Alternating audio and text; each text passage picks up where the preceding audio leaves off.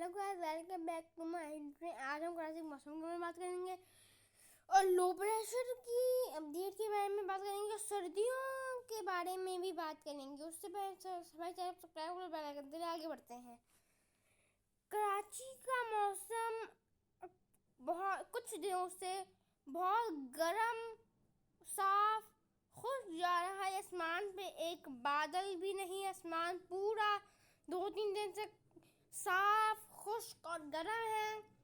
ये सब कुछ हो रहा है हमारे ये वाला लो प्रेशर की वजह से, जो साइक्लोनिक सर्कुलेशन के अंदर तब्दील हो रहा है। लेकिन ये साइक्लोनिक सर्कुलेशन जो है, जो डीप प्रेशर बनने के बाद ये कराची वालों के लिए यादगार साबित नहीं होगा। इसकी वजह से कराची वालों को सिर्फ गर्मी मिलेगी।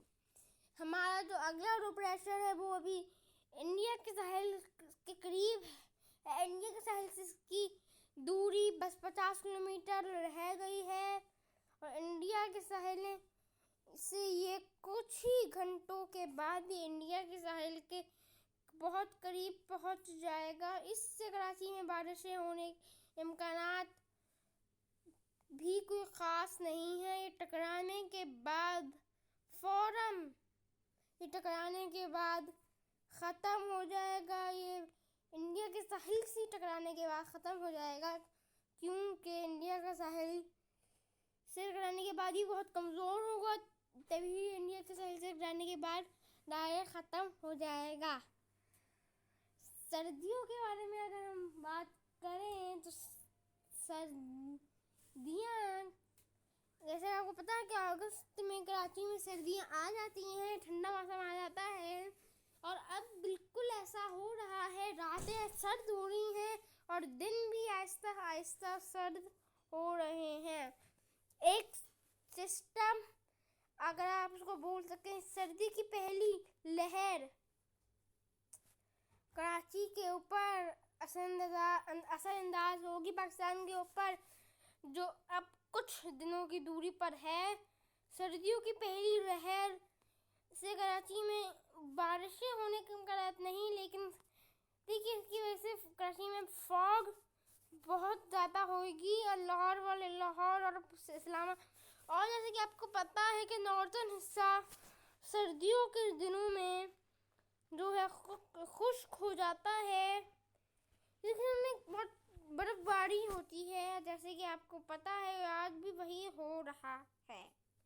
ऊपरी इलाकों पे बर्फबारी नहीं हो रही, लेकिन टेम्परेचर बड़ा ही ज़्यादा डाउन है, जिसकी ज़ेरे असर टेम्परेचर जो है कल दोबारा ऊपरी हिस्सों में बढ़ेगा, जिसकी सबसे बड़ी वजह है सिस्टम का करीब आना। सिस्टम जैसे से आगे बढ़ेगा वैसे वैसे ये सर तो देगा, लेकिन सिस्टम थोड़ा दूर है, तभी ये जो गर्मी भी दे रहा है।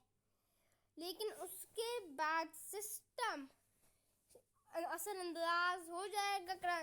इन जगहों के ज़्यादा इलाकों पे बारिश और बर्फबारी पड़ने का सिलसिला, लेकिन पहले तो जैसे कमज़ोर हालत में होगा, जिसकी वजह से इससे कोई इस्लामाबाद वाले इलाके या फिर हमारे नॉर्दर्न के पार्ट्स से कुछ ख़ास सर्दी नहीं लेंगे। लेकिन जैसे जैसे ये बढ़ेगा वैसे वैसे, जैसे कि आपको पता है कि ये कल से ही स्टार्ट हो रहा है और ये देखें, आप देख सकते हैं ये ऊपरी इलाकों में फैल रहा है और ये जो है परसों तक ये ऊपरी इलाकों में मुकम्मल तौर पर फैल जाएगा। लेकिन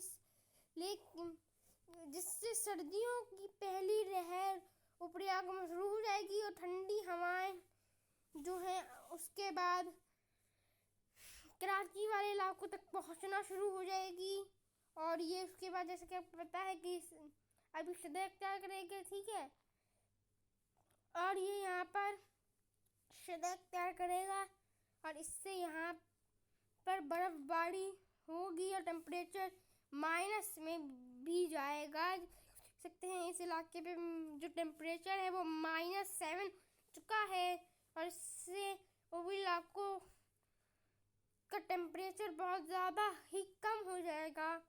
और हमारे जो पाकिस्तान के करीबी हिस्से हैं, इंडिया के नॉर्दर्न हिस्से में भी शदीद तूफानी तेज बारिशें भी होंगी और बर्फबारी तो ऊपरी इलाकों में कुछ ज़्यादा ही बढ़ेगी, जिस इंडिया वाले इलाके भी इससे शदीद मुतासिर होंगे। जैसे कि आप सकते हैं यहाँ इस वाले इलाके में तो शदीद बर्फबारी होगी, शदीद तूफानी बर्फबारी।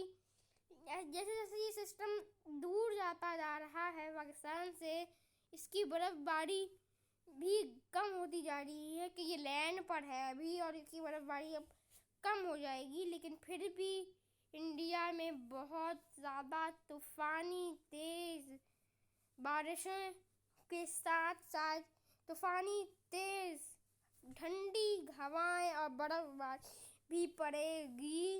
और कहीं कहीं तेज़ बर्फबारी पड़ने से, स्नोफॉलिंग तूफानी होने से खतरात भी आ सकते हैं कि हवाएं बहुत कम चलेंगी, लेकिन बर्फबारी की शिद्दत बहुत ज़्यादा होगी।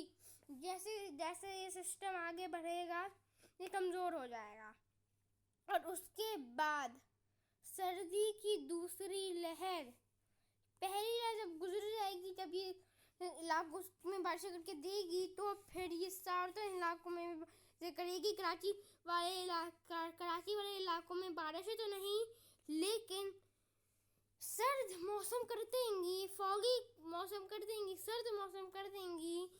और दूसरी लहर, उसके बाद दूसरी लहर का इंतज़ार होगा कराची में सर्दियों के दिनों में। दूसरी लहर भी कराची में अक्टूबर के दिनों पे ही आएगी।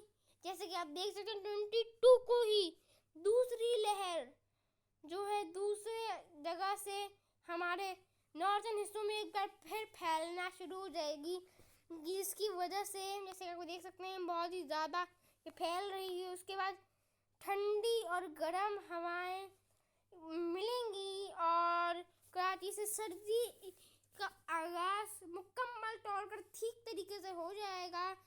समुद्री हवाएं भी कराची में खुल जाएंगी, जो ठंडी हवाएं होंगी, और नॉर्दर्न इलाकों से भी ठंडी हवाएं कराची में दाखिल होंगी, जिससे कराची का मौसम अब ठंडा हो जाएगा और कराची बीच में चला जाएगा। सर्दियों का सेंटर में कराची होगा।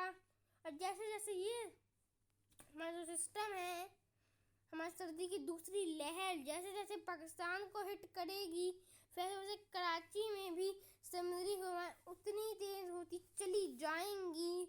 और जैसे कि आपको पता है ये लहर जब मुकम्मल तौर पर कराची से ऊपरी इलाकों से हिट होगी तो ऊपरी इलाकों में बर्फबारी की वजह से नुकसानात भी हो सकते हैं।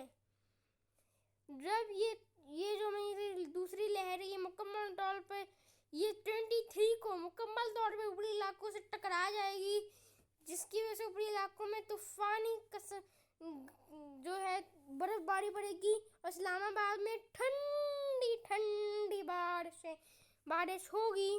ये भी कुछ हद तक स्नोफॉल ही होगी, लेकिन ये बारिशें होंगी, कुछ हद तक इसमें स्नोफॉल होगी, लेकिन इससे कराची पे असर होगा। इससे ठंडी ठंडी हवाएं कराची में दाखिल होंगी, समुद्री हवाएं भी कराची में दाखिल होंगी, इसी वजह से कराची में बादल आ जाएंगे और कराची का मौसम ठंडा और खुशगवार बन जाएगा। उसके बाद ये सिस्टम पाकिस्तान से आगे बढ़ेगा, ये इंडिया के साहिलों से दोबारा टकराएगा, कश्मीर से टकराएगा। ये जैसे कश्मीर में भी तेज़ बर्फबारी पड़ेगी और जैसे जैसे ये सिस्टम आगे बढ़ेगा, ये सिस्टम पाकिस्तान में रहेगा, कश्मीरी वाले इलाकों पे रहेगा और ये पीछे आना जाना इसका पीछे आगे होगा, जिसकी वजह से ये कश्मीर में भी रहेगा, कश्मीर में भी होगा और ये जो है पाकिस्तान वाले इलाकों पे भी रहेगा। इससे कराची में बारिशें तो मुतवक्के नहीं, लेकिन दिसंबर या जनवरी को सर्दी की बारिशें कराची में आएंगी, जिससे कराची में मौसम गर्मी वाले दिनों में थोड़ा सर्द हो जाए, थोड़ा ठंडा हो जाएगा, जिससे जिससे कराची का मौसम गर्म से चेंज हो जाएगा सर्दी में। और कराची में टेम्परेचर जो 40 से अबव चला जाता है, जो 40 से वो 20 या 30 से आगे नहीं जाएगा। अभी तक ये वीडियो अगर में तब्दीली होती है हम आपको जल्दी आगाह करेंगे। तब तक ये अल्लाह हाफ़िज़।